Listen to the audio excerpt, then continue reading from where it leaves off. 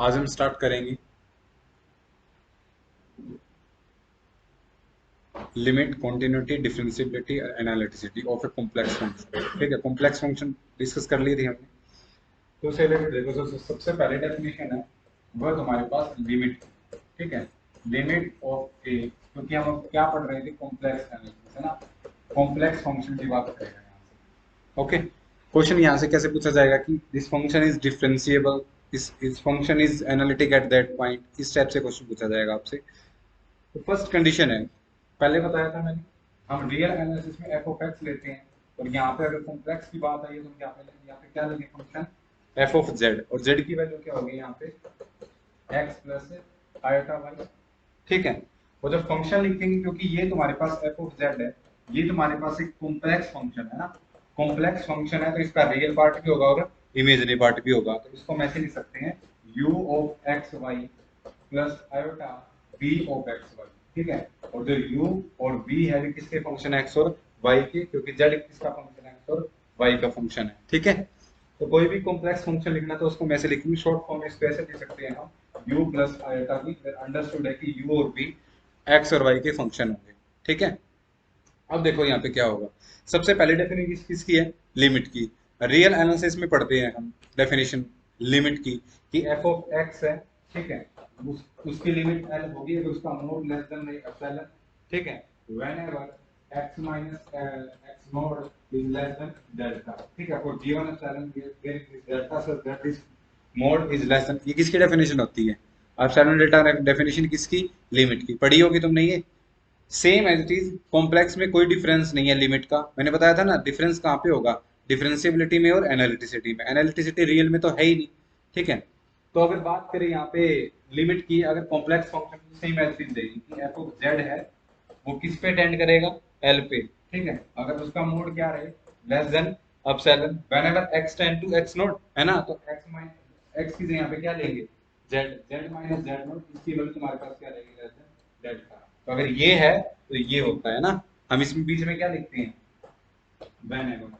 तो अगर given epsilon है, एप्सिलॉन ग्रेटर देन 0 है, तो एक डेल्टा जरूर एग्जिस्ट करेगा कि इसका मोड लेस देन डेल्टा रहे और इसका मोड लेस देन एप्सिलॉन रहे। ठीक है, और इसको हम मैथमेटिकली कैसे लिखेंगे, इस पे ऐसे लिखेंगे, लिमिट है z approaches to z naught f of z is equal to l। अगर ये आता है तो तुम्हारे पास लिमिट एग्जिस्ट करती है, और वरना लिमिट एग्जिस्ट नहीं करती है। ठीक है, अगर सिंपल एक वैल्यू आती है तो लिमिट एग्जिस्ट करती है। अगर दो वैल्यू आ गई मान लो, ठीक है, इसका आपने किया तो मान लो दो वैल्यू आ रही है, L1 भी आ रही है और L2 भी आ रही है, और L1 L2 इक्वल नहीं है, तो हम क्या करेंगे, क्या बोलते हैं, limit does not exist, limit exist नहीं करेगी। ऐसे रियल में बोलते हैं, मान लो 1 भी आ रही है 0 भी आ रही है, तो हम क्या बोलते हैं, लिमिट एग्जिस्ट नहीं कर रही है। तो कोई डिफरेंस नहीं है रियल में और कॉम्प्लेक्स में, लिमिट की बात करी जाए तो। ठीक है, लिमिट के बाद नेक्स्ट डेफिनेशन किसकी होती है, कॉन्टिन्यूटी की। तो कॉन्टिन्यूस फंक्शन, तीन कंडीशन पूरी होनी चाहिए उसमें। सबसे पहले जो फंक्शन है, ठीक है, देखो कॉन्टिन्यूटी फंक्शन है वो पॉइंट बेस्ड प्रॉपर्टी है, यानी हमारे पास अगर एफ ऑफ जेड दे दिया, यहाँ पे एफ ऑफ जेड दे दिया, तो कॉन्टिन्यूटी भी पूछेगा वो, at z is equal to Z naught पे बताओ कि जो गिवन फंक्शन है ये कॉन्टिन्यूस है या नहीं है। ठीक है, देखो क्या डिफरेंस होता है कॉन्टिन्यूस में। जब हम रियल एनालिसिस पढ़ते हैं तो कितने लिमिट फाइंड आउट करते हैं हम वहां पे, जब हमने रियल एनालिसिस पढ़ा तो हम किसी फंक्शन की लिमिट एग्जिस्ट करती है नहीं करती है, तो उसके लिए हम सबसे पहले क्या फाइंड आउट करते हैं, कैसे लिमिट चेक करते हैं। मान लो ये मैंने बोल दिया कि लिमिट है x approaches to x naught, और यहाँ पे f ऑफ x है। ठीक है, इसकी लिमिट कब एग्जिस्ट करेगी, एक तो ये एप्सिलॉन डेल्टा वाली डेफिनेशन, प्लस वन क्लास में कैसे करते हैं कि लिमिट एग्जिस्ट करेगी वरना नहीं करेगी। कैसे करते हैं पता है, राइट हैंड लिमिट और लेफ्ट हैंड लिमिट निकाल के। क्यों निकालते हैं right hand limit left hand limit, क्योंकि हम वहां पे रियल में काम करते हैं। रियल में हम काम करते हैं, तो यहाँ पे रियल लाइन हो गई ये। ठीक है, ये रियल लाइन हो गई यहाँ पे। अब देखो ये माइनस इंफिनिटी तक जाएगी, ये प्लस, इनके बीच में ही कोई नंबर होगा ना, मान लो क्या बोल दिया एक्स है, तो एक्स को अप्रोच करने के तरीके कितने हैं, दो ही तरीके हैं ना, या तो वो इस तरफ से जा सकता है, इस तरफ से, ऊपर तो ऊपर से नहीं आएगा, नीचे से नहीं आएगा, क्योंकि रियल लाइन है इसी के थ्रू आएगा वो। लेकिन हम यहाँ पे क्या पढ़ रहे हैं, कॉम्प्लेक्स, कॉम्प्लेक्स पढ़ेंगे तो कॉम्प्लेक्स में तो ऐसे बनाते हैं हम, ये इमेजिनरी एक्सिस ये रियल एक्सिस, तो यहाँ पे कोई भी नंबर ले लिया मैंने, यहाँ पे एक्स ले लिया, इसको अप्रोच करने के तरीके कितने हैं, कितने हैं, कैसे भी अप्रोच कर सकते हैं, ये भी तो इसी का एरिया है, सारा क्या है, कॉम्प्लेक्स प्लेन ही है, तो इसको ऐसे भी कर सकते हैं, ऐसे भी कर सकते हैं, ऐसे भी, ऐसे भी, ऐसे भी, ऐसे भी, ऐसे भी, ऐसे भी, ऐसे भी, ठीक है, कैसे भी अप्रोच कर सकते हैं हम इसको। ठीक है, तो अगर कॉम्प्लेक्स की बात आए तो एक नंबर को अप्रोच करने के तरीके कितने हैं, कितने हो सकते हैं ये, इनफाइनाइट, आप कहीं से लेके आओ इनफाइनाइट हो सकते हैं, लेकिन रियल में सिर्फ कितने हैं, दो है। तो क्या हम कॉम्प्लेक्स में राइट एंड लिमिट और लेफ्ट एंड लिमिट की बात करेंगे, नहीं करेंगे, वहां पे हमारे पास इनफाइनाइट वे है तो हम वहां पे बात नहीं करेंगे। तो सिर्फ यहाँ पे एक ही तरीका है कि हम उसको एप्सिलॉन डेल्टा वाली डेफिनेशन से करें, लेकिन उसके क्वेश्चन आएंगे नहीं लिमिट के। ठीक है, लेकिन लिमिट के यूज होता है किसमें, कॉन्टिन्यूटी में। ठीक है, कॉन्टिन्यूस होने के लिए तीन कंडीशन होनी चाहिए, यानी मैंने बोल दिया कि एफ ऑफ जेड है, ठीक है, वो z is equal to Z naught पे चेक करना है कि कॉन्टिन्यूस है या नहीं है। तो सबसे पहली कंडीशन तो यही है कि जो एफ ऑफ जेड है वो जेड नोट पे डिफाइंड हो, उसकी वैल्यू एग्जिस्ट करती हो। तो जो फर्स्ट कंडीशन हम कैसे बोलेंगे कि f of Z note is defined, ठीक है, ये डिफाइंड हो। दूसरी कंडीशन क्या होती है, उसकी लिमिट एग्जिस्ट करती है उस पे, ठीक है, यानी limit Z approaches to Z naught F of z है, ये एग्जिस्ट करती हो। ठीक है, और जो तीसरी कंडीशन है वो ये है कि limit Z approaches to Z naught F of z किससे इक्वल आ जाएगा, एफ ऑफ जेड नोट के इक्वल आ जाएगा। तो अगर तीन कंडीशन पूरी हो जाती है, सेटिस्फाई हो जाती है, तो उस फंक्शन को हम कॉन्टिन्यूस फंक्शन बोलेंगे, किस पे, जेड नोड पे। ठीक है, डिफरेंस पता ना ये क्या है कि फंक्शन है वो खुद डिफाइन है या नहीं है। ठीक है, मतलब मैंने ये बोल दिया कि f of Z is equal to 1 upon Z minus 1, ये फंक्शन दे दिया, और मैं तुमसे पूछूं कि बताओ ये जेड इज इक्वल टू 1 पे कॉन्टिन्यूस है या नहीं है, तो बताओ क्या डिफाइन है ये, जेड इज इक्वल टू 1 पे तो डिफाइन ही नहीं है, इन्फिनिटी बन जाएगा, तो कॉन्टिन्यूस कहां से होगा, कॉन्टिन्यूस नहीं होगा। ठीक है, तो पहली कंडीशन डिफाइन होना चाहिए, दूसरी अगर लिमिट लगाओ तो वो एग्जिस्ट करनी चाहिए, फाइनाइट वैल्यू आनी चाहिए उसकी, और अगर ये दोनों इक्वल आ जाती है तो उसको कॉन्टिन्यूस बोलते हैं, और इनमें से एक भी अगर कंडीशन सेटिस्फाई है ना, ये है, आपने ये और ये तो चेक ही नहीं किया, आपने फर्स्ट कंडीशन चेक करी लेकिन वो डिफाइन ही नहीं है, तो क्या है, नहीं वो कॉन्टिन्यूस नहीं है।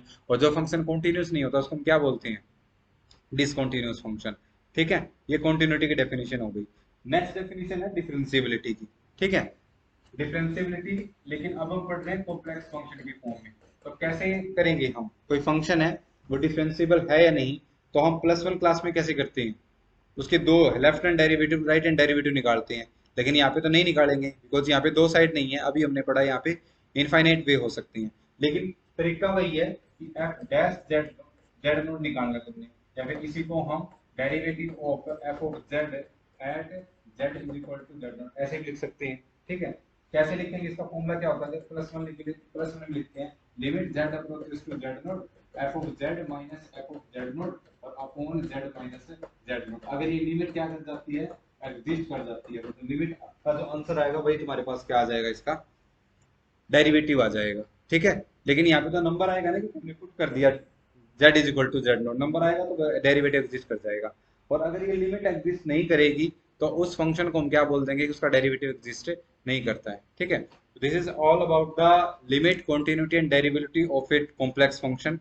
जो रियल की होती है वही इसकी होती है, बस डिफरेंस यहाँ पे है कि हम यहाँ पे साइडेड की बात नहीं करेंगे, left hand derivative right hand derivative, left hand limit right hand derivative, right hand limit क्यों नहीं करेंगे पता लग गया, क्योंकि कॉम्प्लेक्स नंबर को अप्रोच कराने के इन्फिनिट तरीके हो सकते हैं। ठीक है, अब देखो दो तरीके थे रियल में, तो वहां पे एक प्लस इन्फिनिटी लिखा मैंने अभी लिखा था, एक माइनस इन्फिनिटी लिखा था, तो क्या रियल में माइनस इन्फिनिटी हो सकता है, सॉरी कॉम्प्लेक्स में, अभी मैंने डायग्राम बनाया है यहाँ पे, ठीक है, ये बनाया मैंने यहाँ पे, क्या इसमें आपको नेगेटिव इन्फिनिटी दिख रहा है कहीं, ये कहाँ से आ रही है तुम्हें पता है, देखो मैंने एक तरफ एरो बनाया है, दूसरी तरफ तो एरो नहीं बनाया ना, इस तरफ मैंने कहीं एरो नहीं बनाया, कहीं ऐसा तो नहीं किया। ठीक है, अब देखो यहाँ पे है, तो ये कहाँ से आ रही है, इन्फिनिटी से तो आ रही है। ठीक है, क्योंकि यहाँ पे एक ही साइड है इन्फिनिटी से आने की, लेकिन यहाँ पे दो साइड नहीं है। तो दूसरी बात कोई आपसे पूछ लेते, there is no negative infinity in complex analysis. ठीक है, ओके, हमेशा क्या होगा वहां पे, प्लस इन्फिनिटी, कॉम्प्लेक्स की बात है तो प्लस इन्फिनिटी, और माइनस इन्फिनिटी की बात आ जाए तो किसकी बात कर रहा है फिर वो, रियल की बात कर रहा है। क्यों नहीं है माइनस इन्फिनिटी, आगे समझ में, क्योंकि यहाँ पे तो इनफाइनाइट इन्फिनिटी है ना, इन्फिनिटी ही इन्फिनिटी है, यहाँ पे कोई दो साइड थोड़े है कि प्लस की तरफ माइनस की तरफ। इज दैट क्लियर, क्योंकि ये आर स्क्वायर प्लेन है। ओके, नेक्स्ट है, अब हम बार बार ऐसे तो चेक करेंगे नहीं कि डिफरेंशिएबल है या नहीं है, कि ऐसे बार बार ये चेक करेंगे कि ये लिमिट एग्जिस्ट कर रही है तो फंक्शन डिफरेंशिएबल है एंड अप टू सो। तो इसके लिए जो हमारे पास नेसेसरी कंडीशन है किसी भी फंक्शन को डिफरेंशिएबल चेक करने के लिए, उसकी वो डिफरेंशिएबल होगा नहीं होगा, तो उसके लिए कंडीशन है। और उन इक्वेशंस को हम क्या बोलते हैं? Cauchy Riemann equation. ठीक है, अभी हमने फंक्शन लिखा था एफ ऑफ जेड की वैल्यू यू हो गई, u of x y plus iota b of x y. अभी अंडरस्टूड है कि जो यू और बी है किसके फंक्शन है? एक्स और वाई की। ठीक है, फंक्शन है यहाँ पे z, यहाँ पे तुम्हें वो x y में भी दे सकता है और z में भी दे सकता है। अगर z में दे दे तो z की वैल्यू क्या होती है? x plus iota y. जहां जहां z है वहां पे z x plus iota y put करो, आंसर किस में आ जाएगा तुम्हारा? x y में आ जाएगा। और अदरवाइज आप z में भी रख सकते हो इसको। ठीक है, z में भी पुट कर सकते, अगर फंक्शन z में दे रखा है तब भी हम कोची रीमान इक्वेशन अप्लाई कर सकते हैं, और x y में दे रखा है तब भी अप्लाई कर सकते हैं। लेकिन जो 80% क्वेश्चन देगा वो किस में देगा? एक्स वाई में। उसका रियल पार्ट अलग कर देगा, इमेजिनरी पार्ट अलग कर देगा। ठीक है, हाँ जी। यहाँ पे जो ये है, ये इसका रियल पार्ट है, दिख रहा है तुम्हें साफ साफ, और ये इसका क्या है? Imaginary part. ठीक है, इमेजिनरी पार्ट आयोटा को छोड़ के, आयोटा को छोड़ देना, सिर्फ ये बी है ना, बी इसका क्या है? इमेजिनरी पार्ट है। तो कोची रीमान इक्वेशन क्या है? तो शॉर्ट फॉर्म में क्या बोलते हैं? C R equation, Cauchy Riemann equation. ठीक है, जब u का derivative partially with respect to x करूं तो v का विद रिस्पेक्ट टू y के इक्वल होनी चाहिए। यानी सबसे पहले condition ux is equal to vy। इसको ऐसे भी लिख सकते हैं, curly u upon curly x is equal to curly v upon curly y। ठीक है, दो इक्वेशन होती है इसमें। दिस इज फर्स्ट इक्वेशन, और जो सेकंड इक्वेशन है वो है, अगर u का मैं विद रिस्पेक्ट टू y कर लेता हूं डेरिवेटिव, ठीक है, तो v का विद रिस्पेक्ट टू x करना पड़ेगा। लेकिन जब u का विद रिस्पेक्ट टू y करूंगा तो एक तरफ क्या आ जाएगा? नेगेटिव। या तो यहाँ लगा लो या फिर यहाँ लगा लो, एज यू विश। ठीक है, तो ये होती है तुम्हारे पास Cauchy Riemann equation. This is the necessary condition. ठीक है, अगर कोई फंक्शन दे रखा है, अगर ये कंडीशन सेटिस्फाई हो जाती है तो फंक्शन क्या मिलेगा? डिफरेंशिएबल मिलेगा। ठीक है, तो कई बार क्या होता है कि एंट्रेंस एग्जाम में तुमने देखा भी होगा प्रीवियस ईयर क्वेश्चन, या तो ये पूछ लेगा कि फंक्शन डिफरेंशिएबल है या नहीं, तो कोची रीमान इक्वेशन देख लो आप। ठीक है, और कई बार तो मोस्टली ये ऐसे क्वेश्चन पूछ रखे हैं कि कोची रीमान इक्वेशन सेटिस्फाई करेगा। कोची रीमान इक्वेशन होती क्या है, क्यों होती है, पता चल गया। नेसेसरी कंडीशन की फंक्शन है, और कोची रीमान इक्वेशन सेटिस्फाई करो तो फंक्शन क्या हो जाएगा? डिफरेंशिएबल हो जाएगा। ठीक है, अब इसी कोरस्पोंडिंग जो कोची रीमान इक्वेशन है उसके लिखने के तरीके और भी है। ठीक है, यानी एक तो यही हो गया, इसको शॉर्ट फॉर्म में ऐसे लिख सकते हैं uy is equal to minus v। ठीक है, कितनी इक्वेशन है ये? दो इक्वेशन है। ठीक है, ये तब अप्लाई करनी है जब आपको x और y में फंक्शन क्या देगा? ब्रेक ब्रेक किया वो फंक्शन। ठीक है, और जो दूसरी कोची रीमान इक्वेशन है उनको हम, अगर मान लो फंक्शन दे रखा है ऐसे, ठीक है, f ऑफ z दे रखा है, लेकिन यहाँ पे x y नहीं है, यहाँ पे z है, z बार समथिंग ऐसा दे रखा है। ओके, तो this is first form, this is second form. अगर तुमने कर ली f अपॉन कर ली z बार फाइंड आउट किया, ठीक है, और अगर ये आ गया 0, ठीक है, तो फंक्शन क्या हो जाएगा? डिफरेंशिएबल हो जाएगा, अदरवाइज डिफरेंशिएबल नहीं होगा। ठीक है, क्लियर है। और एक होती है पोलर फॉर्म, वो उसको छोड़ भी सकते हो, वो इतनी इंपॉर्टेंट नहीं है। ठीक है, एक बार देख लेना बस पोलर फॉर्म क्या, उसके क्वेश्चन नहीं आएंगे एग्जाम में। ओके, मेन क्वेश्चन किसका आएगा? इसका आएगा, कोची रीमान इक्वेशन। ओके, अब देखो, अब बात आ जाए डेरिवेटिव की, तो सिंपल डेरिवेटिव तुम्हें पता ही होगा, साइन का क्या होता है? साइन एक्स का कोस एक्स होता है। लेकिन अगर मैं एक्स को किससे रिप्लेस कर दूं? इमेजिनरी नंबर से, तो साइन जेड का कितना होगा? कोस जेड का कितना होगा? Minus sign. जो रियल के होते हैं ना, वही किसके हो जाएंगे? कॉम्प्लेक्स के हो जाएंगे। सिंपल डेरिवेटिव साइन का कोस जेड, कोस का minus sine Z, tan Z का sec square Z, sec and up to so. ठीक है, तो ये सारे फॉर्मूले हैं। कुछ फंक्शन जैसे मैं लिख रहा हूं यहाँ पे, F of Z is equal to C लिख दिया। सी मतलब कांस्टेंट फंक्शन। ठीक है, कांस्टेंट फंक्शन होता है जैसे F of Z is equal to 1 2 3 and up to so. ठीक है, कई बार ये भी लिख देते हैं F of Z is equal to, ठीक है, 0 if X, F of X belonging to Q. ठीक है, 1 if X belong does not belong to Q. इस टाइप के फंक्शन पढ़े होंगे तुमने बहुत। ठीक है, या फिर यहाँ पे ये बोल देंगे कि x ग्रेटर देन 0 है तो ये वैल्यू लेस देन 0 है तो इक्वल टू ये वैल्यू।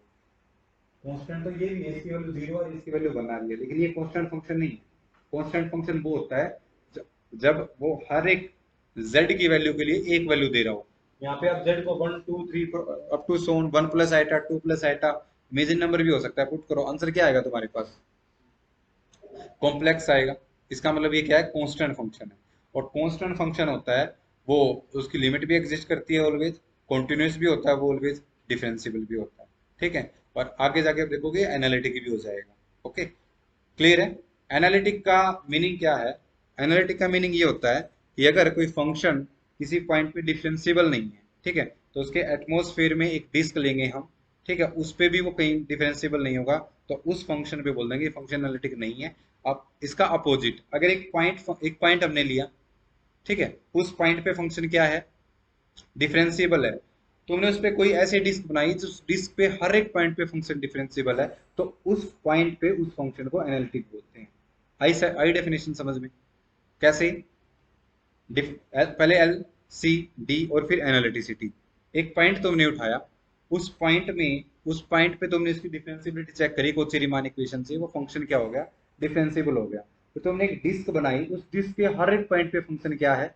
डिफरेंशिएबल है, तो उस पॉइंट पे फंक्शन को क्या बोल देंगे? एनालिटिक बोल देंगे। This is the definition of A analytic function. आगे समझ में? और अगर ऐसे पॉइंट आ गए उस डिस्क में जिन पे फंक्शन डिफरेंशिएबल नहीं है, तो उस पॉइंट पे एनालिटिक नहीं है। Is that clear? आ गया समझ में? जैसे अभी मैंने फंक्शन बनाया था f(z) is equal to z minus 1, ठीक है, ये तो कॉन्टिन्यूस ही नहीं था। जब कॉन्टिन्यूस नहीं है तो डिफरेंशिएबल कहां से होगा? कॉन्टिन्यूस नहीं, देखो एल सी डी, जब लिमिट एग्जिस्ट नहीं करेगी तो कॉन्टिन्यूस भी नहीं होगा, कॉन्टिन्यूस नहीं तो डिफरेंशिएबल भी नहीं होगा, डिफरेंशिएबल नहीं है तो एनालिटिक भी नहीं होगा। नेक्स्ट, कॉन्टिन्यूस नहीं है तो फिर डिफरेंशिएबल भी नहीं होगा। अगर देखो ये ऐसे चीज चलती है एल सी डी एनालिटिक, इनमें से इस साइड अगर एक भी नहीं है तो आगे वाला एक भी नहीं होगा। लेकिन अगर एनालिटिक है तो क्या होता है? डिफरेंशिएबल हो। ठीक है, एक पॉइंट लिया हमने, उसके एटमॉस्फेयर में एनालिटिक नहीं है ना वो, ठीक है, लेकिन उसमें ऐसे बहुत सारे पॉइंट हो गए जिन पर डेरिवेटिव एग्जिस्ट करता है। तो डेरिवेटिव एग्जिस्ट करता है तो क्या कॉन्टिन्यूस होना जरूरी है? कॉन्टिन्यूस है तो लिमिट एग्जिस्ट करनी जरूरी है, ये तो तुम्हें पता ही होगा। ठीक है, तो फर्स्ट फंक्शन है तुम्हारा constant function, always analytic, always analytic. Second, f of Z is equal to, अगर तुम्हें जेड में क्या दे दे कोई भी पोलोमिल, इसलिए हमने इसको क्या लिख दिया? P of Z. ऑलवेज क्या होगा? Differentiable as well as analytic. ठीक है, पता होगा ना, जब हम लोअर क्लास में पढ़ते हैं तो हम ये पढ़ते हैं कि पोलोमियल फंक्शन है वो ऑलवेज कॉन्टिन्यूस फंक्शन होता है। ठीक है, next, f of Z is equal to sine z बोल दिया मैंने। ठीक है, हमेशा क्या होगा? एनालिटिक। ठीक है, हमेशा का मतलब समझते हो? हमेशा मतलब आप कोई भी पॉइंट दे दो मुझे, कोई भी पॉइंट दे दो, ये फंक्शन क्या होगा? Analytic, differentiable, continuous, always analytic. जब एनालिटिक तुम बोल देते हो तो ये तीन चीज तो इसी के अंदर आ गई ना। ठीक है, नेक्स्ट फंक्शन है F of Z is equal to cos z। Next function है F of Z is equal to sin hyperbolic z। Next function है F of Z is equal to cos hyperbolic z। और last का function है F of Z is equal to e raise to cos z। ये सारे के सारे function हमने last lecture में डिस्कस किए थे, याद है? साइन फंक्शन एक्सपेंड किया था, एक्सपोनेंशियल फंक्शन, कांस्टेंट फंक्शन, और ये। ठीक है, ये 7 फंक्शन ऐसे फंक्शन है जो एवरीवेयर एनालिटिक होते हैं। आप मुझे कोई भी कॉम्प्लेक्स नंबर दो, ठीक है, ये हर एक पॉइंट पे क्या हो जाएंगे? एनालिटिक हो जाएंगे, हर एक पॉइंट पे डिफरेंशिएबल हो जाएंगे। और ये फंक्शन मोस्ट इंपोर्टेंट फंक्शन होते हैं। जो फंक्शन पूरे प्लेन में, प्लेन मतलब पूरे कॉम्प्लेक्स प्लेन में अगर एनालिटिक है तो उन फंक्शन को एंटायर फंक्शन बोलते हैं। कौन से? Entire function. तो ये सारे के सारे फंक्शन क्या हो जाएंगे? इनके अलावा कोई भी ऐसा फंक्शन नहीं है जो एंटायर हो। मतलब इनके अलावा कोई फंक्शन ले लिया तुमने, कितने फंक्शन है टोटली? 7। ठीक है, ये 7 फंक्शन ही ऐसे फंक्शन है जो पूरे कॉम्प्लेक्स प्लेन में एनालिटिक है। ठीक है, और ऐसे फंक्शन जो पूरे प्लेन में एनालिटिक हो, उन फंक्शन को हमने नाम दिया हुआ है, जिसका नाम क्या रखा है हमने? एंटायर। एंटायर अलग चीज है, एनालिटिक अलग चीज। ठीक है, इनके अलावा कोई भी फंक्शन दे दिया ना तुमने तो वो एनालिटिक नहीं होगा। ठीक है, और जो फंक्शन, हालांकि तुम्हारे नहीं है ये, फिर मैं बता दूं, जो फंक्शन जिस पॉइंट पे एनालिटिक नहीं है, क्या बोला है मैंने? डिफरेंशिएबल नहीं बोला मैंने, अब क्या बोला है? एनालिटिक। एनालिटिक नहीं है तो मतलब एक उसके ऊपर ऐसे डिस्क नहीं बना सकते जिस डिस्क में हर एक पॉइंट पे फंक्शन क्या हो जाए? डिफरेंशिएबल। ये डेफिनेशन थी। तो जिस पॉइंट पे फंक्शन एनालिटिक नहीं होता ना, उस पॉइंट को हमने नया नाम दिया, जिसको हमने क्या बोला? उसकी सिंगुलैरिटी। ठीक है, जो तुम अभी एमएससी में पढ़ोगे इसको। ठीक है, सिंगुलैरिटी नहीं पढ़ी तुमने अभी तक, अब तुम्हारे जो कॉम्प्लेक्स एनालिसिस आएगा फर्स्ट सेमेस्टर में, उसमें आप ये सब पढ़ोगे, ये जस्ट कॉम्प्लेक्स एनालिसिस है। ठीक है, आ गया समझ में?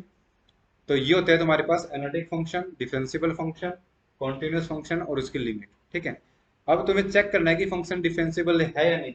उसके लिए मान लो मैंने तुम्हें कोई फंक्शन दे दिया, F of Z is equal to Z bar, ये फंक्शन दे दिया। F of Z is equal to, next function मैंने दे दिया 2x square plus Y plus iota Y square minus x.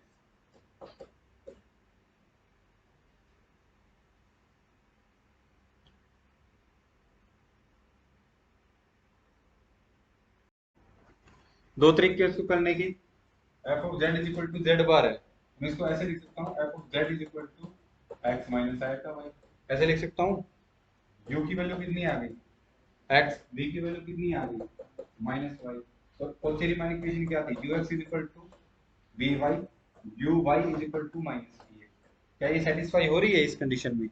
नहीं हो रही, तो फंक्शन डिफरेंशिएबल नहीं है, और जब डिफरेंशिएबल नहीं है तो एनालिटिक भी नहीं है। ठीक है, कॉन्टिन्यूस आपको चेक करना, कॉन्टिन्यूस आपसे पूछेगा नहीं, डिफरेंशिएबिलिटी एनालिटिक से पूछेगा। दूसरी, डायरेक्टली ये भी तो बताया था, कर लिया f अपॉन कर ली जेड बार, ये निकाल लो। जेड बार का with respect to Z bar derivative करोगे कितना आएगा 1, जो 0 के इक्वल नहीं है। अगर 0 आ जाता तो फंक्शन क्या हो जाता, डिफरेंशिएबल, लेकिन ये तो 1 आया है, इसका मतलब डिफरेंशिएबल नहीं है, तो ये फंक्शन डिफरेंशिएबल नहीं है। ये चेक करो, f of z is equal to this is your u and this is your v, complex part. तो कोची-रीमान इक्वेशन अगर चेक करेंगे यहाँ से, तो बताओ सेटिस्फाई हो रही है? नहीं हो रही, तो ये फंक्शन भी डिफरेंशिएबल नहीं है। ठीक है, दूसरा, नेक्स्ट मैंने ये बोल दिया F of Z is equal to secant z, ये बोल दिया, और तुम्हें ये बताना है कि ये फंक्शन कहाँ कहाँ डिफरेंशिएबल होगा। ठीक है या नहीं, वो तो तुम्हें बताना ही है कि डिफरेंशिएबल है या नहीं। अगर है तो किन पॉइंट्स पे, और नहीं है तो किन पॉइंट्स पे डिफरेंशिएबल नहीं है, ये तुम्हें बताना है यहाँ। ठीक है, तो इस टाइप के फंक्शन देखो कैसे करेंगे एग्जाम में। F of Z is equal to, ठीक है, इसको क्या लिख सकते हैं हम, सेकंड जेड को 1 अपॉन cos z। ठीक है, तो अगर ये cos z की वैल्यू 0 हो गई, cos z की वैल्यू क्या हो गई 0, तो ये फंक्शन डिफाइन होगा, कॉन्टिन्यूस ही नहीं होगा। तो यहाँ पे आप ये लिखिए कि अगर cos z हो गया 0, तो इस फंक्शन को हो जाएगी प्रॉब्लम, आंसर क्या आ जाएगा, इन्फिनिटी आ जाएगा। तो अभी यहाँ पे ये देख लो कि cos z 0 होता कब है, तो z की वैल्यू कितनी हो 2n plus 1 into pi by 2। ठीक है, तो अगर ऐसी वैल्यू आ गई तो फंक्शन क्या हो जाएगा, नॉट डिफरेंशिएबल। तो आप बोलोगे function is differentiable everywhere except z is equal to 2n plus 1 into pi by 2, और जब n की वैल्यू हो इंटीजर। ठीक है, कर लोगे? मान लो यहाँ पे मैंने क्या दे दिया, सेकंड की जगह कोसेकेंड दे दिया होता, कोसेकेंड z दे दिया, तो इसको क्या लिखोगे 1 अपॉन sin z, और sin z 0 कब होता है, तो z की वैल्यू कितनी हो n पाई। ठीक है, तो अगर n पाई है तो फंक्शन क्या हो जाएगा, नॉट डिफरेंशिएबल, और डिफरेंशिएबल ही नहीं है तो फिर वो एनालिटिक भी नहीं है। समझ गए कैसे चेक करते हैं? तो अगर दूसरी बात देखो, अभी मैंने बताया था 7 फंक्शन बताए थे, वो एंटायर फंक्शन होती है, वो ऊपर नीचे कहीं भी आ सकते हैं। जैसे मैंने ये लिख दिया दूसरा e raise to power z upon sin z, इसकी पूछ ले आपसे ये फंक्शन कहाँ एनालिटिक है।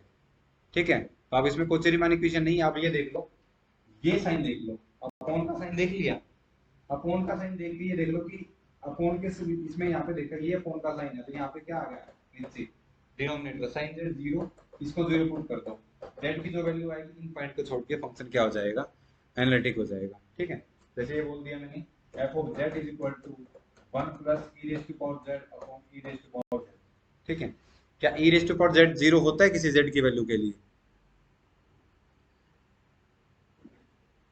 क्या कोई ऐसी वैल्यू है z की, यहाँ पे मैं पुट करूं और e raise to power z 0 हो जाए, e की वैल्यू होती है 2.71828। कोई वैल्यू नहीं है, पॉजिटिव वैल्यू है, ये पॉजिटिव वैल्यू है, इसकी आप पावर पॉजिटिव करोगे तो वैल्यू इंक्रीज होती चली जाएगी, लेस करोगे तो डिक्रीज होती चली जाएगी, जीरो तो नहीं होगी ना कभी भी। क्या तुम इसकी कुछ पावर करके इसको जीरो ले आओगे? कोई बचा infinity, infinity is not a number, infinity तो पावर कर ही नहीं सकते आप। ठीक है, तो e raise to power z है वो कभी जीरो होगा ही नहीं, ये फंक्शन एवरीवेयर एनालिटिक है। ठीक है, क्लियर है। तो ये किससे बनकर मिलकर बना है, एक एंटायर फंक्शन तो मिलकर बना है, ये कांस्टेंट फंक्शन है, ये सातवां फंक्शन है जो मैंने बताया था, ये भी है, ऊपर दोनों का सम करके उसे डिवाइड कर दिया, तो ये एनालिटिक है। ठीक है, और जो एवरीवेयर एनालिटिक है उसको हम क्या बोलते हैं, तो ये फंक्शन एंटायर, एंटायर। अब एग्जाम में जो एंट्रेंस एग्जाम में क्वेश्चन पूछे जाएंगे आपसे, एक तो ये पूछ लेंगे आपसे, बता दोगे एनालिटिक, डिफेंसिबल, कॉन्टिन्यूअस और लिमिट उसकी, चारों चीज बता सकते हो। कोची रीमान इक्वेशन है उससे आप डिफेंसिबिलिटी देख लो, एनालिटिकल की आप देख लो कि अपॉन में जीरो तो नहीं आ रहा कहीं, उस पॉइंट पे एनालिटिक नहीं होगा जिस पॉइंट पे वो इन्फिनिटी बन रहा है, बाकी पे एनालिटिक हो जाएगा। ओके, नेक्स्ट है हार्मोनिक फंक्शन, पढ़ा है किसी ने हार्मोनिक फंक्शन? हार्मोनिक फंक्शन वो होता है, जैसे मैंने ये बोल दिया F of Z is equal to u plus iota b. ठीक है, तो हार्मोनिक फंक्शन क्या होगा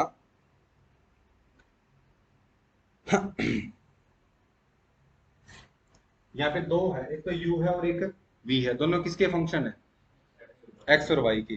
तो अगर मैं सिर्फ ये बोलूं कि u हार्मोनिक है, वैसे तो कोई फंक्शन ले लूं मैं फाई, ठीक है, ये x y का फंक्शन है, तो इसको हार्मोनिक कब बोलते हैं हम, जब x के रिस्पेक्ट में इसका मैं टू टाइम्स पार्शियल डेरिवेटिव करूं, y के रिस्पेक्ट में इसका टू टाइम पार्शियल डेरिवेटिव करूं, तो उनका सम किसके इक्वल आना चाहिए, जीरो के इक्वल।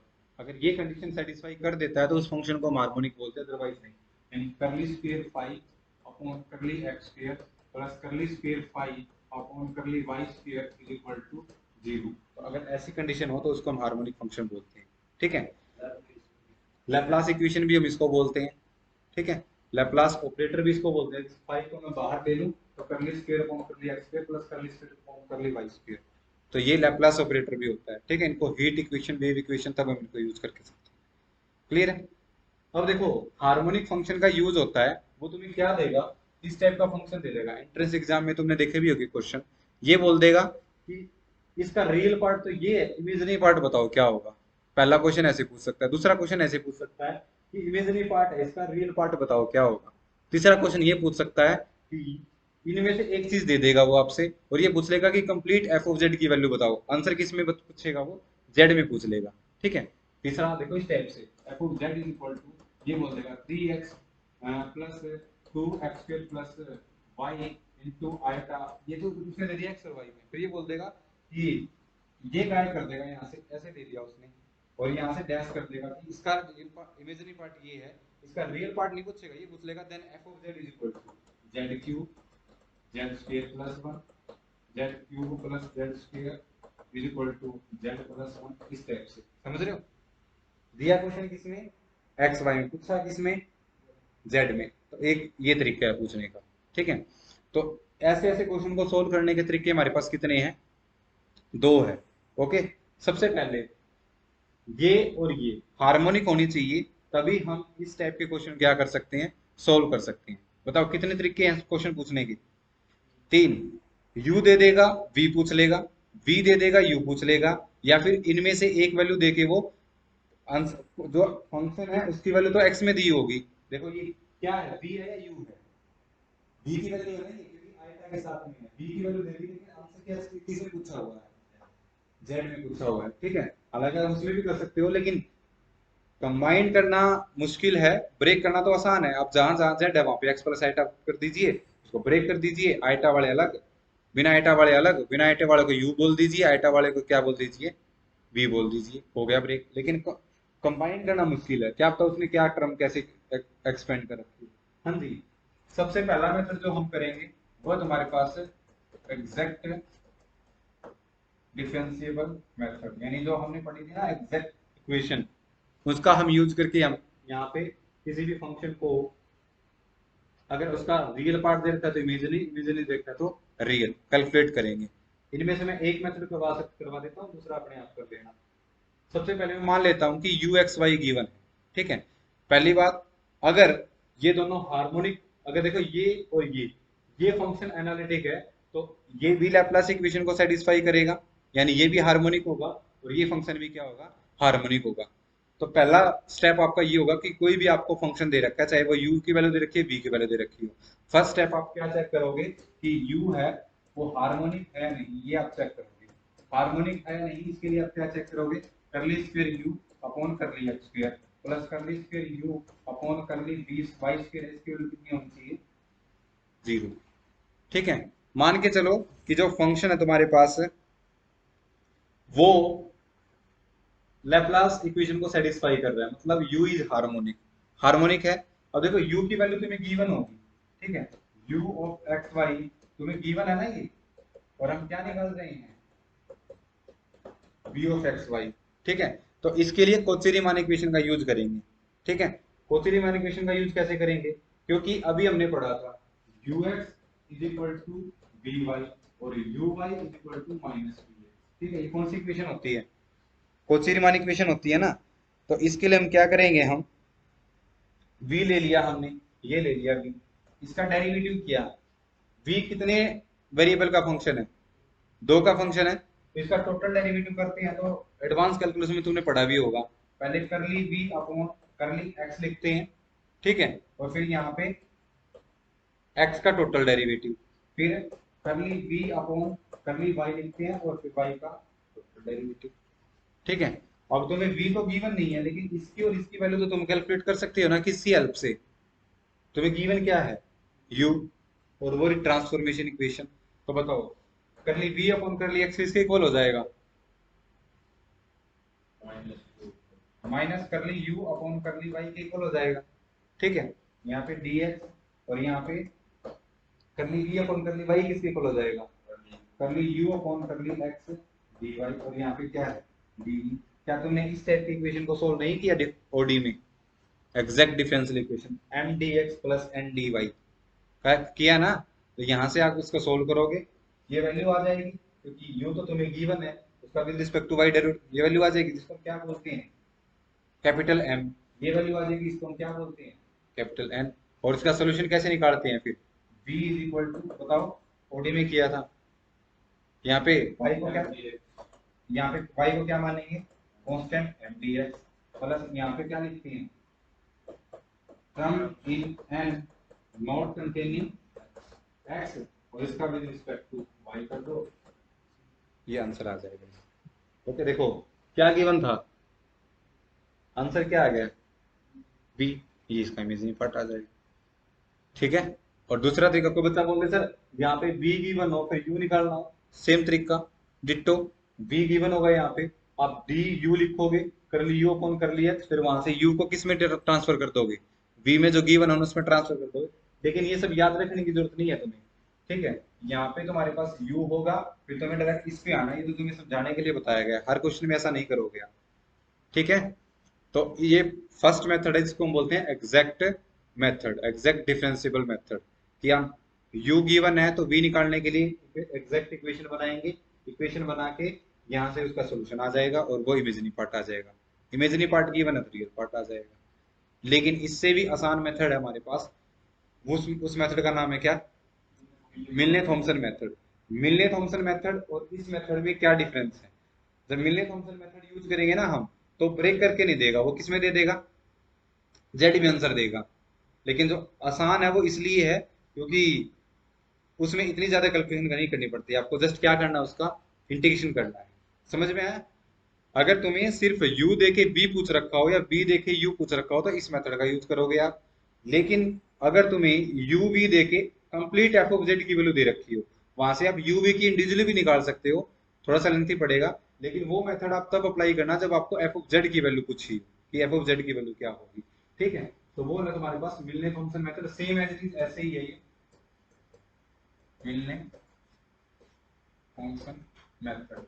ठीक है, सेम एज इट इज है, 2 फॉर्मूले होंगे इसमें, या तो रियल पार्ट गिवन होगा या फिर इमेजिनरी पार्ट गिवन होगा। लेकिन मैंने अभी बताया आंसर किस में देगा, एफ ऑफ जेड में, और आंसर किस में आएगा, जेड में आएगा, यूवी में आंसर नहीं आएगा, किस में आएगा, जेड में आएगा। तो फर्स्ट हम मान लेते हैं कि रियल पार्ट गिवन, ठीक है, real part u of x y z r d, ये तुम्हें गिवन। ठीक है, और अब क्या निकालना है तुम्हें, एफ ऑफ जेड निकालना है। ठीक है। तो कंप्लीट इसका फॉर्मूला है कि एफ ऑफ जेड की वैल्यू क्या हो जाएगी, is equal to u given है ना, एफ ऑफ जेड की वैल्यू हो जाएगी इंटीग्रेशन ऑफ यू एक्स, जहां जहां एक्स है, यू एक्स में, यू एक्स का मतलब समझ रहे हो क्या है, u का derivative partially with respect to x, जहां जहां x है वहां पे लिख दो z, और जहां जहां y है वहां पे क्या लिख दो, जीरो उसमें, ठीक है। और प्लस आ जाएगा यहाँ पे माइनस आयोटा u y, यहाँ पे z जीरो और dz, और प्लस इंटीग्रेटिंग कांस्टेंट c। देखो ये आंसर किस में आएगा, z में, ये किस में आएगा, z में, इंटीग्रेशन किसके रिस्पेक्ट में कर रहे हो, z में, तो आंसर z में आ जाएगा। ओके, इसलिए क्वेश्चन आसान है। और इंडिविजुअली इमेजिनरी पार्ट पूछ रखा हो तो इसकी कुछ वैल्यू आ जाएगी, मान लो आंसर आ गया f of z square plus 1, ये आंसर आ गया।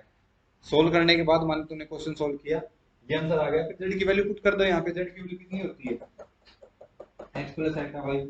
अभी मैंने बताया ना, ब्रेक करना तो आसान है लेकिन कंबाइन करना मुश्किल है। तो जो एग्जैक्ट डिफरेंशियल मेथड लगाओगे उसमें आपको कंबाइन करना पड़ेगा।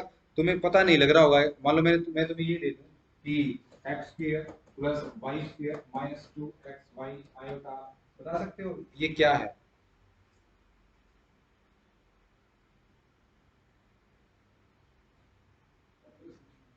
वो तो है, z की फॉर्म में बताओ क्या है कंबाइन करके।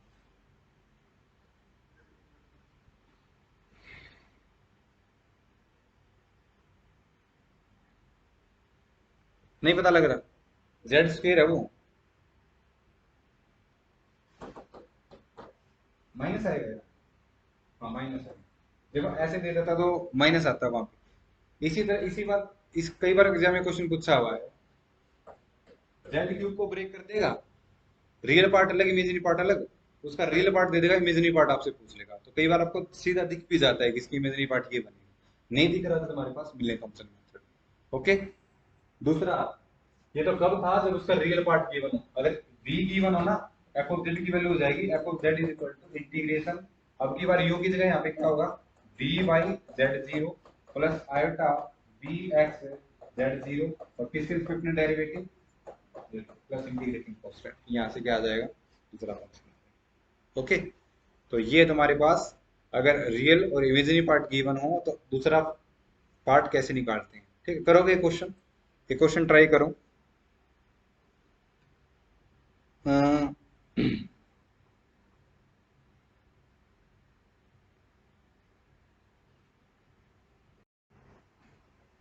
क्या गिवन है, क्या निकालना है, दोनों चीज निकालो, एफ ओ जेड भी निकालो, वी भी निकालो। करो अंजू,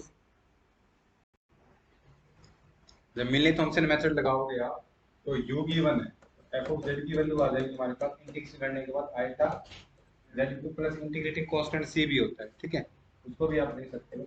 अब यहाँ पे देखो जेड है, जेड की value x plus iota y put करोगे, तो देखो इसको क्यूब करके उस सेंटर से मल्टीप्लाई कर दो, तो ये उसका रियल और ये उसका इमेजिनरी को, ठीक है। तो आपको दिख भी रहा था यहाँ से, देखो वाई क्यूब 3x के वाई की वैल्यू कम हो गई, उसके तो अपोजिट पार्ट है वो उसकी किस में आए हैं, इमेजिनरी पार्ट में। कर लोगे इस टाइप के क्वेश्चन, ठीक है। एक दो क्वेश्चन आए हुए हैं कॉम्प्लेक्स से, इससे टॉपिक से रिलेटेड, वो मैं करवा रहा हूँ। ये आया है एक्स, तो function f of Z is equal to Z bar is differentiable at origin, ठीक है, ओरिजिन पे डिफरेंशिएबल है, differentiable everywhere, nowhere differentiable, not defined at origin. बताओ कौन सा आंसर आएगा। पहला ऑप्शन है, ये गिवन है स्टेटमेंट है, पहला ऑप्शन है कि डिफरेंशिएबल एट ओरिजिन, ठीक है। दूसरा ऑप्शन है एवरीवेयर डिफरेंशिएबल, ठीक है। तीसरा ऑप्शन है nowhere differentiable, nowhere differentiable, और जो फोर्थ ऑप्शन है वो है not defined.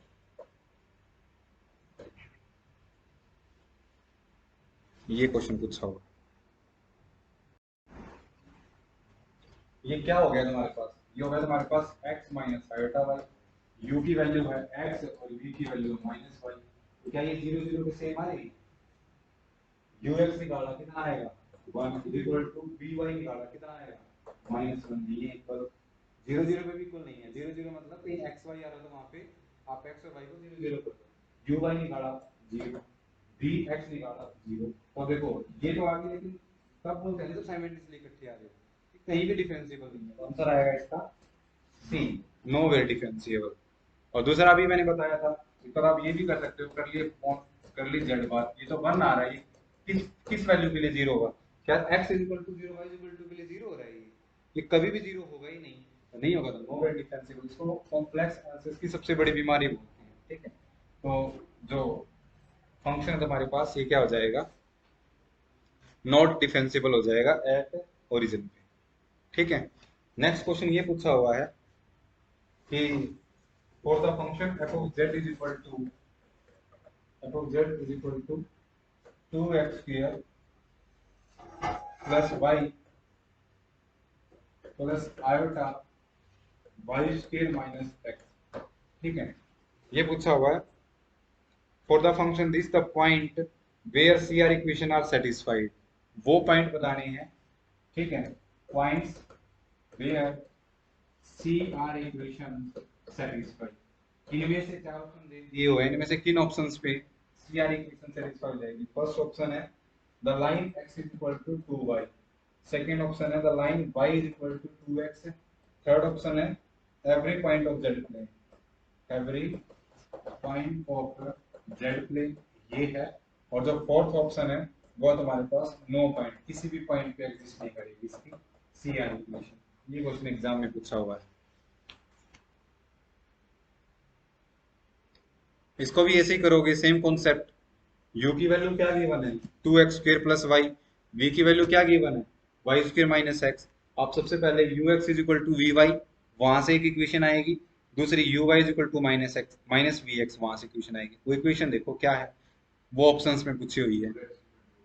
2x is equal to Y, दोनों में सेम इक्वेशन आ रही है। वो तो ऑलवेज होल्ड करेगा, 1 इक्वल टू 1, और दूसरे में तो कौन सा आंसर होगा? सेकेंड आंसर होगा, ठीक है।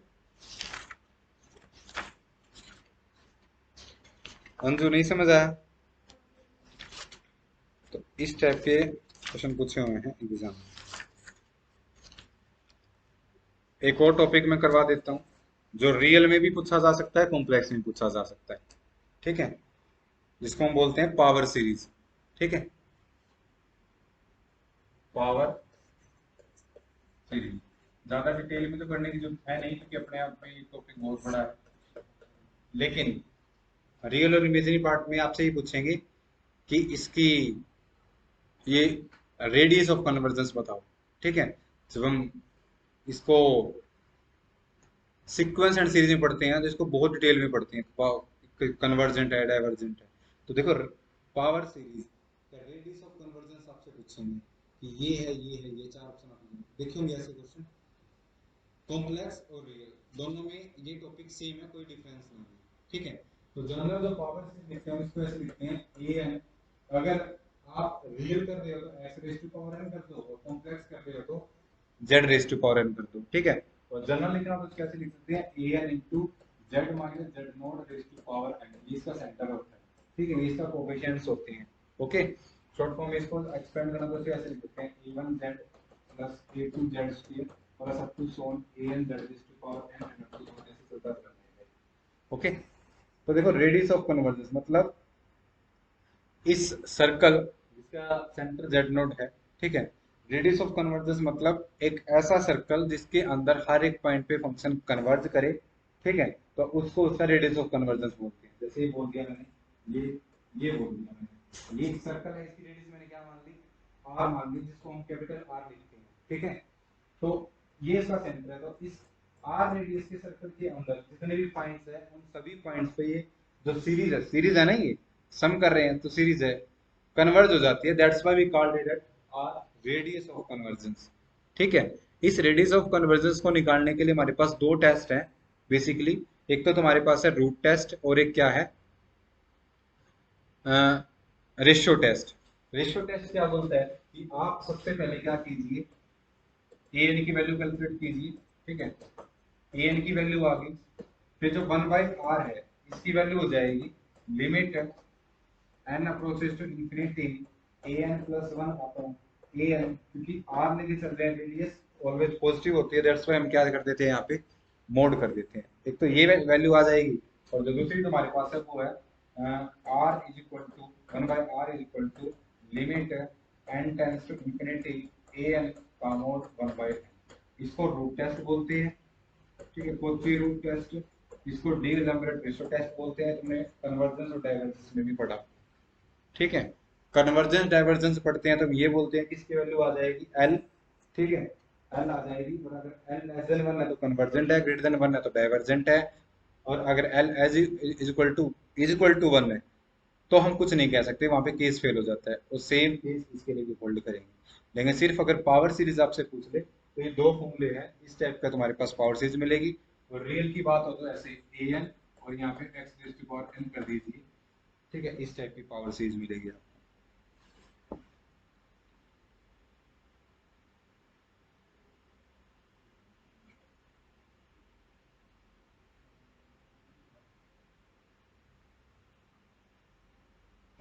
ठीक है, जैसे for example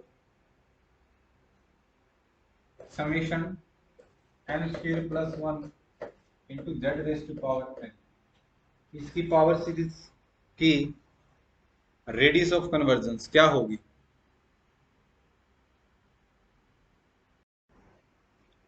N square plus 1 into z raise to power n. सबसे पहला स्टेप बताया था, ए एन लिख लीजिए यहाँ पे, एन स्क्वायर प्लस 1 हो गया, ठीक है। यहाँ से ए एन प्लस 1 कैलकुलेट कीजिए, n plus 1 whole square plus 1, इसको N square plus 2n plus 2 लिख सकता हूँ ना, ठीक है। तो अभी बताया था 1/r is equal to limit n tends to infinity a n plus 1 upon a n, इसका मोड, ठीक है। तो हो जाएगा 1/r is equal to limit n tends to infinity, यहाँ पे करेंगे ए एन प्लस 1, कितना हो जाएगा N square plus 2n plus 2, और यहाँ पे करेंगे तो ए एन की वैल्यू कितनी है एन स्क्वायर प्लस 1, ठीक है। लिमिट कितनी आएगी पता है, कितनी आएगी, एन स्क्वायर कॉमन ले लीजिए, ऊपर नीचे कैंसिल आउट, ठीक है। आंसर बचेगा इसका 1, इसका भी 1 बचेगा, और 1/1 कितना होगा 1। तो 1/r की वैल्यू 1 आई है, तो r की वैल्यू कितनी आ जाएगी 1 आ जाएगी। मतलब इसका जो रेडियस ऑफ कन्वर्जेंस है वो कितना है 1 है। सेम एज इसका भी कैलकुलेट करो, इसका भी कैलकुलेट कर सकते हो, ठीक है।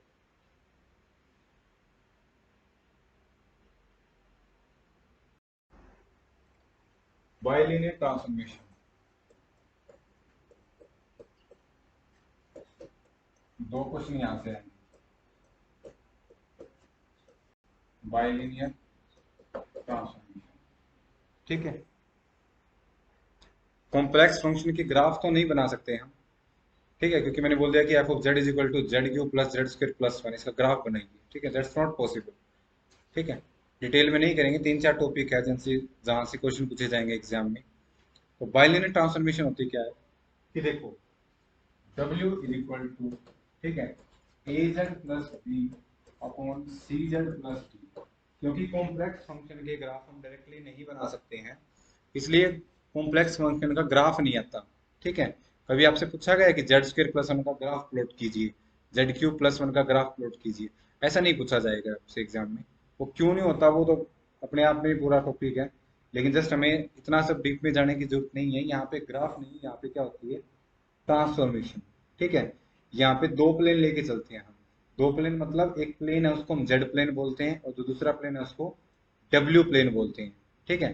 तो यहाँ पे ट्रांसफॉर्मेशन के क्वेश्चन पूछे जाएंगे आपसे, और जो सबसे पहले हमारा टॉपिक है वो क्या है बाइलिनियर ट्रांसफॉर्मेशन, ठीक है। ये भी जो डब्ल्यू है तुम्हारे पास, ये भी एक कॉम्प्लेक्स फंक्शन है, और ये भी एक कॉम्प्लेक्स फंक्शन है, ठीक है। देखो डब्ल्यू आप जब इसको सोल्व करोगे तो आंसर क्या आएगा तुम्हारे पास, एक इमेजिनरी पार्ट एक रियल पार्ट, ठीक है। तो डब्ल्यू है वो भी एक कॉम्प्लेक्स फंक्शन है। और ये तुम्हें पता ही होगा कि जेड की वैल्यू कितनी होती है एक्स प्लस आईटा वाई, ठीक है। अब देखो यहाँ पे वो कौन कौन से टॉपिक पूछे जाएंगे आपसे, कॉन्फॉर्मल मैपिंग पूछे जाएगा कि किन पॉइंट पे कॉन्फॉर्मल है किन पॉइंट पे नहीं है, ठीक है।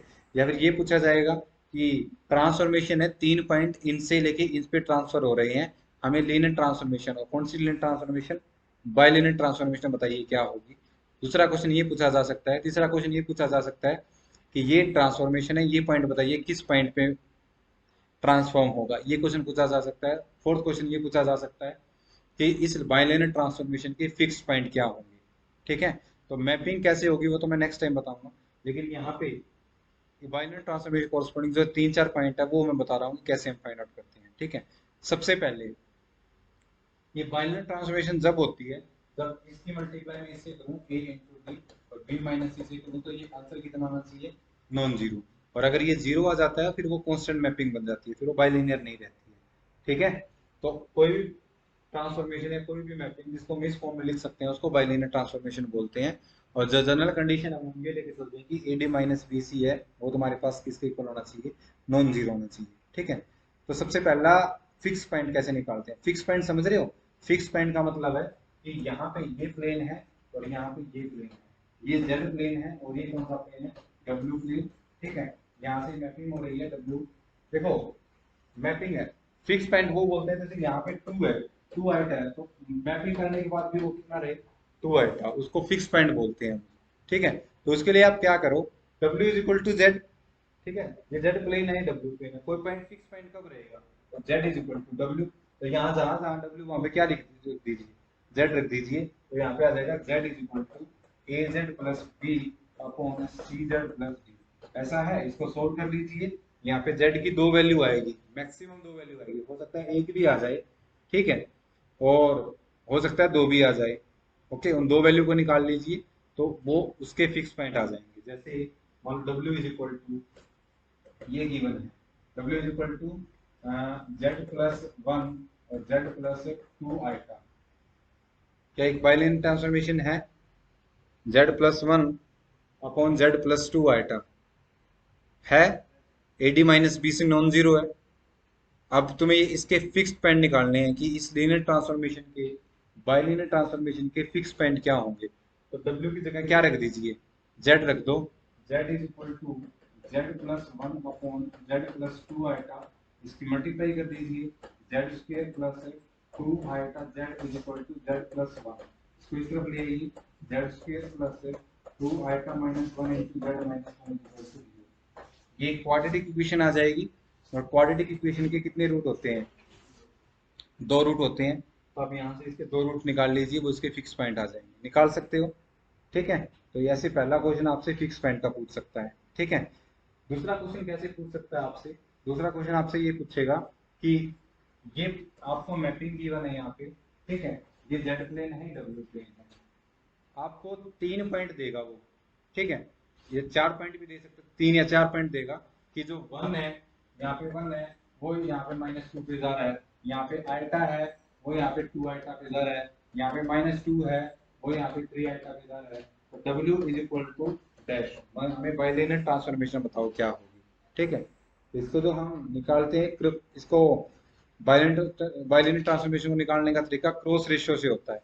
ठीक है, क्रॉस रेशियो यानी यहाँ से 1 2 3 और एक पॉइंट और दे देंगे, मान लो यहाँ पे माइनस आइटा है, ये -4 आइटा है, इस पे जा रहा है, ऐसे कुछ पॉइंट दे देंगे। ठीक है, तो इसको निकालने के लिए आप क्या करोगे, इसको निकालने के लिए फॉर्मूला होता है W is equal to z minus, ठीक है, Z1 पहला पॉइंट, ये जेड प्लेन है ना, तो ये कौन सा प्लेन है, W प्लेन है। ठीक है, क्लियर है, इसको क्रॉस रेशियो से करते हैं, जेड माइनस Z1 अपॉन, ऊपर नीचे ऐसे चलेंगे, जेड माइनस Z1 नीचे जेड माइनस Z2 और ऊपर जेड माइनस Z3 और नीचे जेड माइनस Z4, ऐसे इसकी क्या आ जाएगी, लीनियर ट्रांसफॉर्मेशन आ जाएगी। लेकिन इसको करोगे तो कम से कम भी 2-3 मिनट लगेंगे। ठीक है, लेकिन तुम्हें ऐसा करने की जरूरत नहीं है, तुम्हें 4 लीनियर ट्रांसफॉर्मेशन गिवन होगी, आप उनमें से क्वेश्चन पता है कैसे पूछेगा, वो आपसे ये पूछेगा कि 3 पॉइंट इस पे जा रहे हैं, चौथा पॉइंट बताओ किस पे जाएगा, फोर्थ पॉइंट बताओ किस पे जाएगा। तो आप क्या करो, पहले जो जा रहे हैं ना वो 4 ऑप्शन से चेक कर लो, उनमें से 3 ऑप्शन कट जाएंगे। नहीं समझ आया क्या बोला मैंने, मान लो ये बोल दिया कि 1 -2 पे आइटा, 2 आइटा पे -2, 3 आइटा पे -8 पे जा रहा है, तो पूछ लेंगे कि आइटा किस पे जाएगा, माइनस आइटा किस पे जाएगा, ऐसा क्वेश्चन पूछेंगे आपसे। ठीक है, एंट्रेंस एग्जाम में। तो आप क्या करो, पहले तो आप वेरीफाई कर लो, पहला ऑप्शन दे रखा है तुम्हें Z+1 अपॉन Z+2, दूसरा ऑप्शन दे रखा है Z minus iota upon Z plus iota, तीसरा तीसरा दे रखा है, इसका फोर्थ दे रखा है। पहले आप ये तो चेक करो क्या आइटा 2 आइटा पे जा रहा है, नहीं जा रहा, मान लो इस पे आइटा 2 आइटा पे नहीं जा रहा, ये तो आंसर है ही नहीं, फिर ऐसा ये भी नहीं ये भी नहीं, तो ऐसे 3 ऑप्शन कट जाएंगे और सिर्फ एक रह जाएगा, उसको चेक करने की जरूरत नहीं, फिर कोई आंसर मिलेगा। ठीक है, तो अगर ट्रांसफॉर्मेशन पूछ रखी है तो ऐसे करेंगे उसको। ओके, इसका मैं एग्जांपल करवा देता हूँ तुम्हें।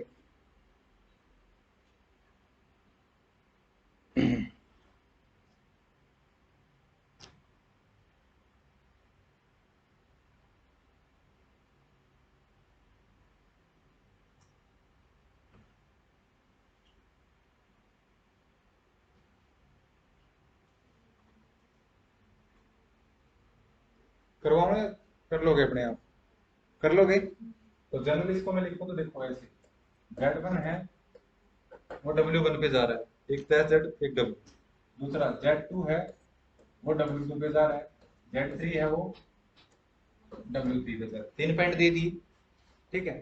फिर आप क्रॉस रेशियो यूज करोगे, क्रॉस रेशियो यूज करोगे, सेम एज फिर यहाँ पे तो W के लिए यहाँ पे क्या लिख दो, Z के लिए।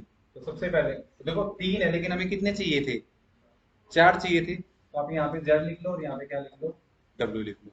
यहाँ पे स्टार्ट कर दो, W1 माइनस W2 अपॉन, फिर देखो W2 माइनस W3, फिर W3 माइनस W4 और W4 माइनस से W4। सेम ऐसे यहाँ पे कर दो, जहां जहां W वहां पे क्या रख दो, Z रख दो, यहाँ पे W ले आओ, यहाँ पे सारा आंसर, ये आंसर आ जाएगा। ओके, ये अपने आप में बहुत बड़ा क्वेश्चन बनेगा, एक कर लेना, ज्यादा करने की जरूरत है नहीं, लेकिन इस टाइप के क्वेश्चन ऑप्शन से हो जाते हैं। ठीक है, ये सब निकालने की जरूरत नहीं, इसमें सी एंड डी और ये वो इतने बड़े फॉर्मूले लगेंगे कि आपको डब्ल्यू यहाँ से इंडिविजुअली निकालना बहुत मुश्किल हो जाएगा, इतना बड़ा क्वेश्चन ही पूछेंगे। ठीक है, जैसे आप एग्जाम में पूछ देख सकते हो, सिंपल से क्वेश्चन पूछे हुए हैं, तो सेकंड क्वेश्चन यहाँ से पूछेगा वो। ओके, कि 3 पॉइंट दे दिए, फोर्थ पॉइंट इस पे जाएगा तो लीनियर ट्रांसफॉर्मेशन बताओ क्या होगी, तो ऐसे देख लो आप। 3 ऑप्शन 101%, 99% कट जाएंगे वहां से। 3 ऑप्शन दे होंगे ना कि Z1 है वो W1 पे जा रहा है, Z2 है वो W2 पे, Z3 W3 पे। Is that clear? तो एक क्वेश्चन यहाँ से आएगा, पहला क्वेश्चन फिक्स पॉइंट का, दूसरा क्वेश्चन ऐसे क्रॉस रेशियो का, तीसरा कन्फॉर्मल मैपिंग का पूछा हुआ है, कई बार पूछा हुआ है ये भी, conformal mapping.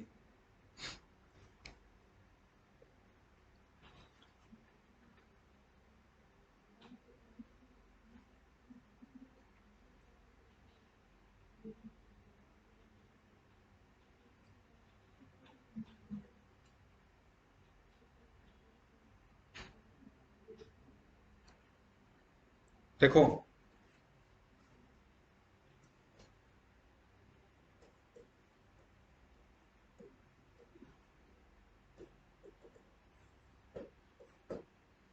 W is equal to f of z, ठीक है। यहाँ पे बाइनरी ट्रांसफॉर्मेशन भी दे सकता है, कुछ और ट्रांसफॉर्मेशन भी हो सकती है। तुमसे ये पूछेगा z is equal to z naught पे ये कन्फॉर्मल है, कन्फॉर्मल नहीं है, किन पॉइंट्स पे कन्फॉर्मल है, किन पॉइंट्स पे कन्फॉर्म नहीं है, 4 तरीके से पूछ सकता है वो। ठीक है, तो क्या करो, at z is equal to z naught, अगर एक पॉइंट पे बात करूँ मैं कि इस पॉइंट पे कोई मैपिंग कन्फॉर्मल है या नहीं, तो जिस पॉइंट पे उसका डेरिवेटिव नॉन जीरो हो जाए ना, उस पॉइंट पे तो कन्फॉर्मल होगी, और जिस पॉइंट पे जीरो हो जाएगा उस पे कन्फॉर्मल नहीं होगी। ठीक है, तो at z is equal to z naught w is conformal if f dash z naught is not zero, और अगर f डैश z नॉट अगर ये जीरो आ जाए तो at z is equal to z naught पे क्या आ जाएगी, बस ये आ जाता है। ठीक है, इस रिजल्ट पे हर बार क्वेश्चन पूछ सकता है, कन्फॉर्मल कब होगी, नॉन कन्फॉर्मल कब होगी, कर लोगे। जैसे मान लो F of Z is equal to, ये दे दी मैंने, W is equal to Z square minus one, Z is equal to one minus one iota minus iota, इनमें से कौन जो बताएगी किन पॉइंट पे कन्फॉर्मल है, किन पॉइंट पे कन्फॉर्मल नहीं है। डब्ल्यू is equal to Z square minus one, ये है, बताओ